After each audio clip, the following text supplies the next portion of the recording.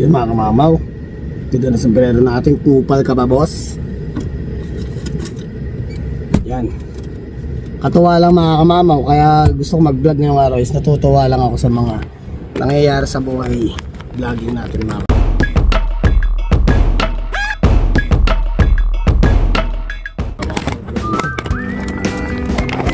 appreciate ko lahat ng taong nakaka-appreciate sa akin. Akalain mo ba mga kamamaw, diba? Natin isipin mo. Papapagkwento na natin kasi syempre kung ikaw isa ka sa vlogger na katulad ko, makaka-relate ka dito sa isa. Basta ka mga kamamaw, isipin mo dati from nag-start lang tayo mag-vlog, and then isip-isip tayo lagi ng mga content. Ano ba yung mga content na gusto nating i-share sa mga mamamaw? Diba minsan may times pa nga na nahihirapan tayong mag-isip ano ba yung i-content natin ngayong araw, ano ba yung sa mga susunod na araw, diba? Minsan nauubusan din kami, honestly, nauubusan din ng mga vlogger kung ano ba yung iba-vlog nila sa araw-araw, lalo sa daily vlog. Ang hirap yan, hindi biro yan. Talagang pag-iisipang mabuti. Minsan kasi sabihin natin na sobrang dami mo ng bala, kung magbasa bala, marami ka ng idea na pwede may content pero nauubusan ka pa rin. Kaya mga kamamaw, nagpapasalamat ako. Ba't nag-vlog ako ngayon is nagpapasalamat ako doon sa mga taong sila na mismo yung lumalapit sa akin. Katulad yung sa Steven Photoshop, si Kuya Dindo, siya na yung lumapit sa akin na i-vlog ko daw siya. Diba nabanggit ko pa nga nung nakaraan, sabi sa'yo parang binabayaran pa ako ni Kuya Dindo na magkano daw ba yung babayad niya. Sabi ko wala ako ibabayad kasi nga parang awkward sa akin na babayaran mo ko bilang content creator. Pero syempre di ko naman nilalahat, syempre may mga times sa gawin mo talagang pabayaran mo kasi nga parang naandyan ka na diba? Pero ako sa ngayon, sa sarili ko, parang hindi ko kumuha ng kaya rin magpapabayad ako para i-vlog ko sila, hindi gano'n. So ngayon, natutuwa lang ako mga kamamaw, yung maalala nyo lang si kamamaw na i-message nyo sila personally, i-message nyo ako para i-vlog ko yung buhay nyo, i-vlog ko yung story ng buhay nyo, kung ano man, kung may business man kayo, lalagay ko kayo sa YouTube channel, is malaking bagay na po sa akin yung maalala nyo ako. Doon pa lang mga kamamaw, parang kumbaga hindi nyo na kailangan magbayad. Parang ini yung kabayaran ba? Na naalala nyo ako, na ako mismo yung gusto nyong mag-share ng buhay nyo dito sa YouTube channel natin. Kaya nagpapasalamat ako kasi may nag-message niya naman sa akin kanina at gusto niyang parang anniversary ng church nila. So parang may mga tugtugan sila, parang ganun. Hindi ko na naman nababanggitin yung pangalan nung nag-message sa akin. Ay nakakatawa lang na biruin mo naalala ka message ko ganun. Sabi ko walang problema kuya, basta ang magkataon lang na day off ako, go tayo. Huwag lang matatapat na may pasok ako kasi napakahirap mag-adjust. Nakita niyo naman mga kamamaw, sabi ko sa inyo sa vlog natin kahapon. Nakita niyo na halos parang pare-parehas na lang. Minsan pa nagbablog ako na parang papasok ako, tapos kwento-kwentuhan lang tayo. Ganun lang kasi natin, routine natin dito sa Saskatoon, kung nasa man akong lugar ngayon. Dahil syempre minsan natutulog din ng mga vlogger. So kailangan din natin magpahinga. So kung may maisip man ng konting content na pwede na siyang ma-share o pwede rin may mga matutunan yung mga viewers natin, is ginagawa natin. So yun lang, kaya nagpapasalamat ako na habang tumatagal, ang dahil pa nagme-message sa akin na meron pang parang sa herbal tea, mini-message niya ako na i-vlog ko siya. Di lang kami nagkakatugma ng schedule kasi medyo malayo yung bahay ni ate. Nakaraan naman dapat i-vlog ko, kaso nga lang nagkaroong emergency kaya na-cancel. Medyo malayo kasi yung bahay ni ate, para mga nasa 30 to 40 minutes yung biyahe.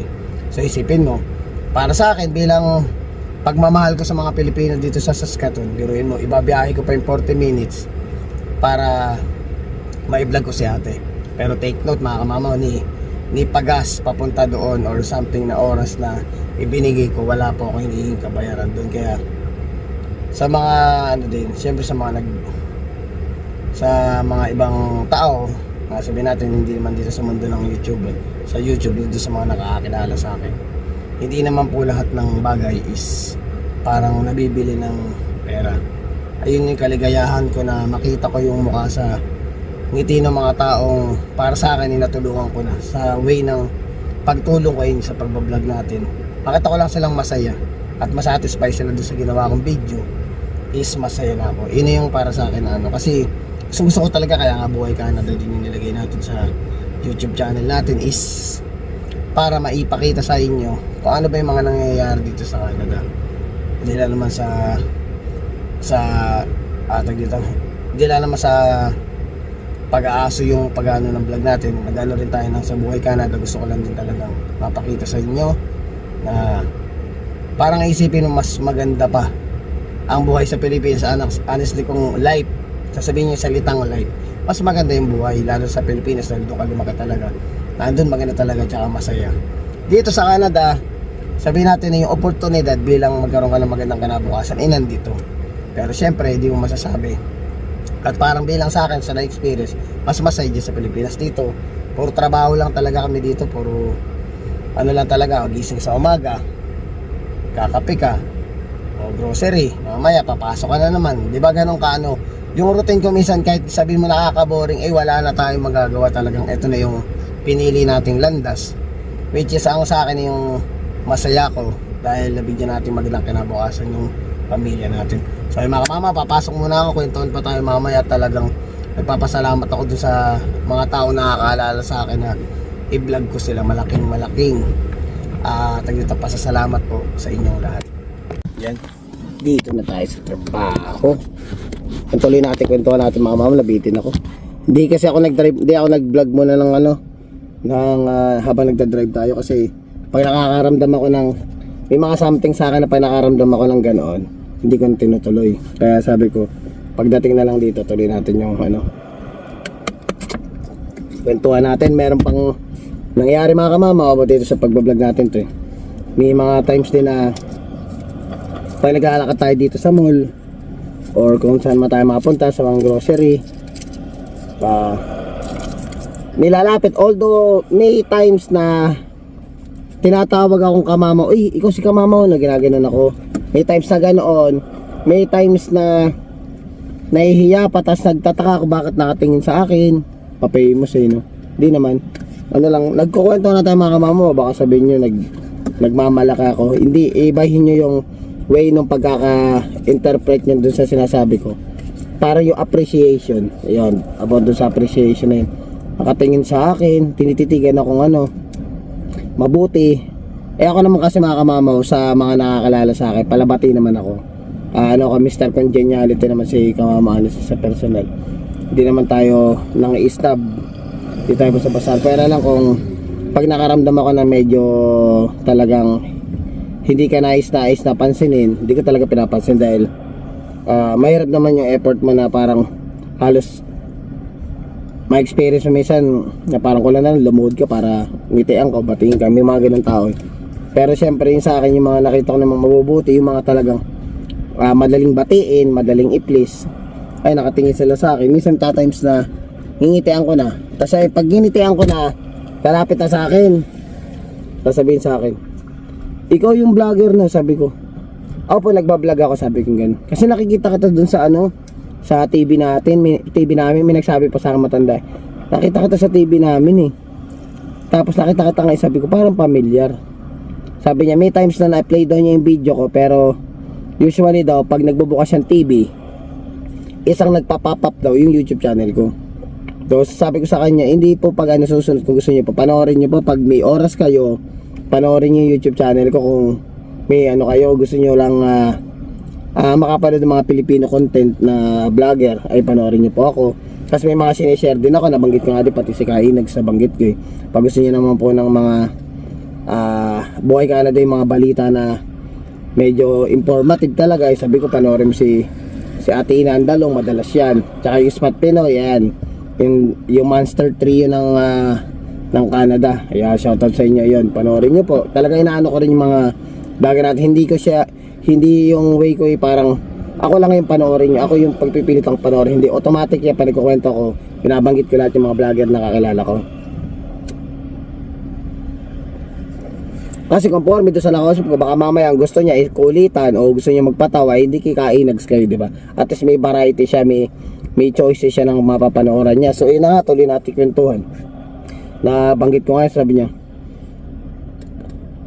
o sige, sa susunod pag nakita ko ulit sa TV namin, papatulong ako sa anak ko. Kasi alam mo naman yung mga matatanda di ba? Yung mga medyo may edad na pagdating sa mga ganyan YouTube, kailangan mo pa talagang alala kasi hindi na nila kasi ano yan, era yan yung iba papatulong na, sabi niya papatulong na lang ako sa anak ko kung paano pindutin yung subscribe, sabi niya gano'n. Sige, sabi ko sige po, i-like na lang din yung yung YouTube channel. Kaya ayun, yung mga bagay na yun, yung mga na-appreciate ko, yun yung nagtutulak sa akin para ituloy-tuloy ko itong pagbablog na natutuwa ako. Kasi alam mo yung pakaramdam na naglilibang ka lang, nililibang mo yung sarili mo na parang hinahanap-hanap na ng katawan mo yung paggawa ng vlog. Ganun kasi ako. Tapos nga nakakita pa ako ng mga appreciation ng ibang tao na na-appreciate nila yung ginagawa ko. Kaya nagpapasalamat ako. Yun ang ko na lang, parang sabi nga nila di ba yung sabi kong nakakanina na binabayaran ako ng pamayag. Yung bang magpasalamat ka tapos ma-appreciate mo yung effort na ginawa ko, okay na yun. Yun lang naman tayo. Kaya papasalamat ako sa inyo. Tapos meron pang isa, pero hindi ko na may na kumbaga napapaliwanagan natin ng maayos. So may magpo-post ako nakaraan yung nag-post ako ng sweldo natin sa YouTube. Sabi ko sweldo natin sa YouTube Maya ang dami, sandamakmak na yung nagme-message sa akin. Jerwin, tama mo, baka naman ganito. Ina-explain ko sa kanila na actually yung kinita natin sa YouTube na yun is from September to December. Isipin mo 4 months yun, $100 lang yung kinita, na nagpapasalamat ako tsaka sarap sa pakaramdam ng winidraw natin yung unang sweldo natin. So in-explain ko sa kanila, sabi ko yung kinita ko ngayon is binigay ko na lang kay Airmats. So syempre yung mga tao makikita yung basta usual naman yun, lalo pag Pilipino, pag nakita nila yung post mo na kumita ka ng pera, akala araw-araw ganun na yung kinikita mo. Pero syempre di natin sila maiiwasang magsalita ng gano'n o magsabi na lumapit sa iyo dahil nangangailangan nga sila kung mayaman ba naman si kamamo, di ba? Hindi sana lahat lang na lumapit sa akin is natulungan ko. Kasi parang ako yung wala man akong kasalanan pero nakukonsensya ako pag may taong lumalapit tapos hindi ko matulungan. Yun ang nangyayari. Yung kasi yung nakalakihan ko sa magulang ko na kami kahit yung Airmats ko talaga mabigay. So ganun yung nararamdaman mo, kaya pasensya na po kung hindi ko kayo natutulungan sa akin dahil hindi naman tayo mayaman. Nakita niyo naman po at puro trabaho din tayo, mahataw din tayo sa overtime para yung mga gastusin natin dito, mga bills natin dito sa Canada is mabayaran natin ng maayos, hindi tayo mabibitin. Pero actually bitin pa nga talaga minsan wala tayong magagawa, that's part of life. Kailangan talagang magsumikap, magpursigi para matupad natin mga pangarap natin. 1 hour later.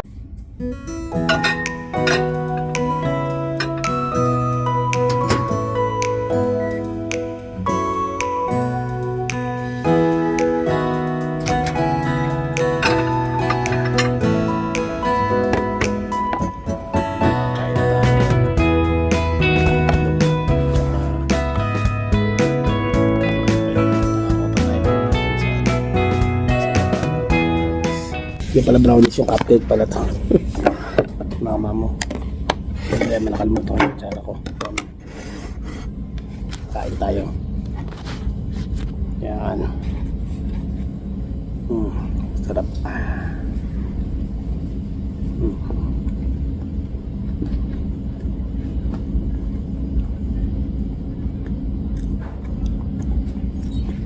Nalo. Skinless saka itlog. Kumain ko na lang. Ako din naman lang kakain. Yan.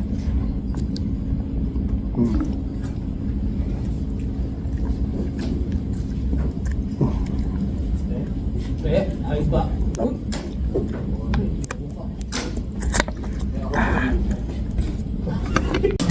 Dito tayo sa labas, magkwentuhan. Mabilis lang kasi yung ano ko, tinapay lang. Yun ang mga gusto kong binabaon eh. Yung mga binabaon ko sa ano. Dito sa trabaho. Gusto ko yung mga bilisang kuyaan lang. Medyo lumalamig pa rin ng ano ngayon. Upo tayo dun sa midulo. Medyo lumalamig yung panahon. Mararamdaman mo siya.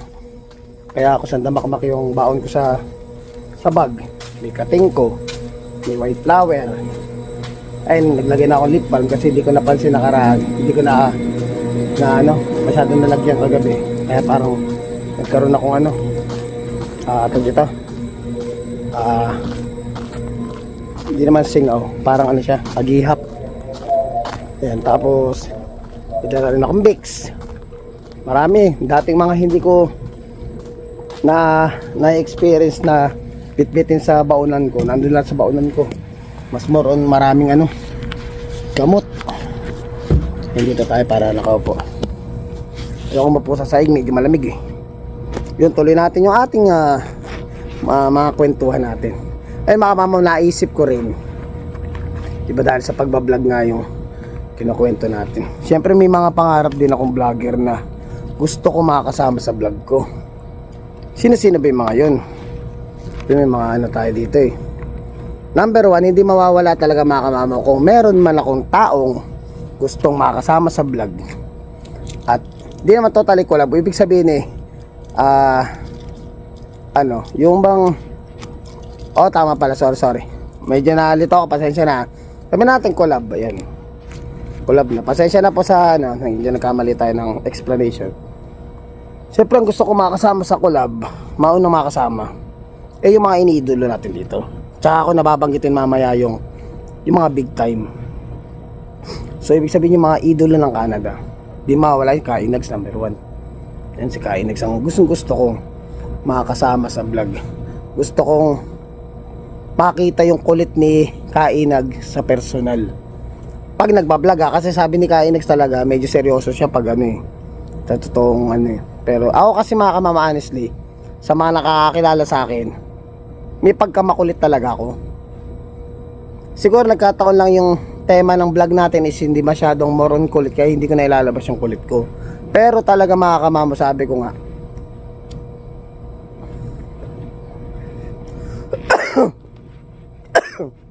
excuse me, kung meron talaga tayong meron talaga tayong chance pa, yung gagawa tayo ng isa pang natin, or pwede naman natin gawin, kaso nga lang medyo pinag-iisipan ko pa. Makulit talaga ako sa personal, makulit ako. Although hindi na yung tamang katulad ni Kainags sa talagang kung nakikilala niyo si Kainags sa yung talagang kulit na Ako may kulit ako kasi yung kulit ko kasi based doon sa nagbabase ko sino yung taong kaharap ko. Hindi lahat sa lahat ng tao ganun ako. Kumbaga bumabasa ako ng personalidad ng tao. Pag yung tao is handa siyang magbiro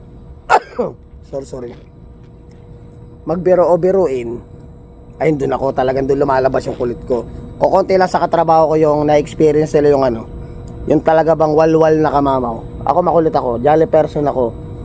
Kasi masarap makipagkulitan lalo pag nakakatanggal ng stress, ay kadalasan ang nakakakulitan ko talaga dito na talagang lumalabas minsan, nagbabading-badingan pa nga si kamamaw Yung bang talaga natural na ako ay si Mariano, si Kabosing. Kaya pag yung nakakwentuhan ko, Mars ang tawag ko dyan. Kaya ganyan-ganyan kami, ayan. So yun na nga, maano na natin ay si Kainags. Siyempre gusto ko ring masama din sa vlogin sila Kuya Mark Carino, lalo si Ate Ina Andalong. Ngayon yung makasama lang, kahit mahagip lang ako dun sa video niya o kahit sa video ko mahagip lang sila, masaya na ako dun. Siyempre dun tayo sa pinaka pang main event. Nakita niyo naman yan mga kamamaw. Siguro naman yung mga nanonood kilala nila to. Gustong gusto ko talagang makasama sa vlog si Malupiton. Alam mo yung parang gusto kong i-challenge yung sarili ko. Gusto kong i-challenge yung sarili ko kung kaya kong sumabay sa kulit ni Malupiton. Ewan ko lang, kumbaga sabihin natin, nakirinig nyo naman may pagka talaga makulit na talaga Halos minsan parang nakakapagmura or something ganun, pero kulit lang, no? Gusto ko makita yung sarili kong ganoon. Parang feeling ko kaya ko eh. Hindi ko lang siya mailabas. Ayun, kung ko talagang ano, kung talagang may papalag sa akin na gano'n na vlog. Actually naman, kaya ko naman gano'n eh. Kaso nga lang, ang tanong, sino yung makakasama ko kung makipagkulitan tayo ng gano'n? Ayun, sa mga vlogger dito sa Saskatoon, kung gusto niyo ng kulitan, collab tayo.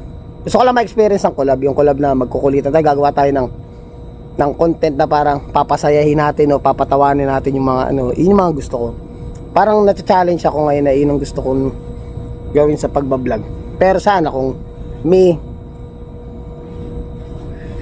taong sasabay sa kulit ni Kamamo, yun ang inaano ko, yun ang gusto ko talaga, yun ang isa sa pinaka gustong gawin sa vlog. Hindi dahil para ano lang, kumbaga ang vlog ko kasi doon ako masaya. Ito yung nagpapasaya sa akin, parang kumbaga ba sa mga libangan, ito yung pinaka ano ko, happiness ko talaga mga Kamamo. Gusto ko nagbablog ng lalo pag masaya ka. Siyempre di mo masasabi, may mga times na pag nagbablog ka medyo masama pakiramdam mo, hindi masyadong kaanuhan yung mood mo, alam mo yung ganoon. Hindi katulad nung talagang pag sinimulan mo yung vlog mo ngayong araw na to, masaya ka talaga, iba masasabi ko sa inyo, na experience ko na yan. Talagang lalabas talaga yung ano, lalabas lahat yung may mga bagay na talagang hindi mo ina-expect masabi o ma-explain ng maayos. Yung talagang paano ba yan to? Kumbaga may ano mo, masasabi mo lahat ng maganda sa vlog. Tsaka iba yung ano, may pakaramdam mo pag ganun, pag masaya ka. Yun lang mga ano natin. So sana si Malupiton, balang araw kahit makita lang natin, makapagpa-picture ako. Siyempre papapirma ko na rin to. Yan, abangan nyo na lang din yung ano, yung Kamamaw Cup. Ako mga Kamamaw, honestly, may mga sinend na sa akin ng design na anong Kamamaw Cup. Actually hindi pa siya tapos eh. Sobrang busy kasi ni Ando ngayon, medyo dami niyang order eh. Ako siningit lang niya ako. Meron pa tayo, dahil po ang na-order na sa akin is 16 pieces na. So kasi 10 pieces lang ako dati, di ba? Nagpadagdag. Kaso nga lang, syempre may mga gustong bumili, gusto sumuporta sa akin. Hanggang sa dumating na naging 16. So ngayon mga Kamamaw,